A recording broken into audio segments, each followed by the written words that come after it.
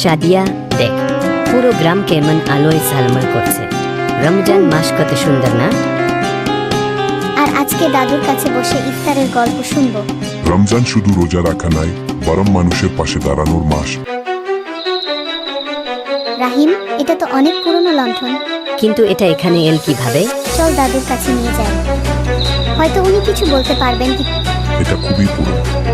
বলা হয় যখন কেউ নিঃস্বার্থভাবে ভালো কাজ করে তখন একটি আলো ছাড়া। তাহলে চল আমরা ভালো কাজ করি।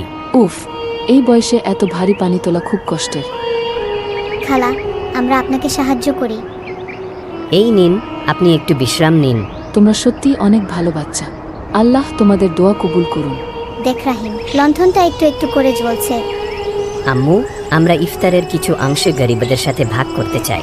অবশ্যই বাবা, রমজানে দান করা অনেক সওয়াবের কাজ। আমার মা কোথায়? আমি তাকে খুঁজে পাচ্ছি না। ভাই পেও না, আমরা তোমার মাকে খুঁজে বের করব। তুমি কোথায় থাকো মনে আছে? আমার মা সবুজ শাড়ি পরতেন। রাহিম, ওই মহিলা কি ইব্রাহিমের মা হতে পারেন? আমার ছেলে হারিয়ে গেছে, কেউ কি ওকে দেখেছেন? আপনার ছেলের নাম কি ইব্রাহিম? হ্যাঁ। মা, এই লণ্ঠন শুধু আলো দেয় না, ভালোবাসাও ছড়ায়। রমজানের আলো আমাদের হৃদয়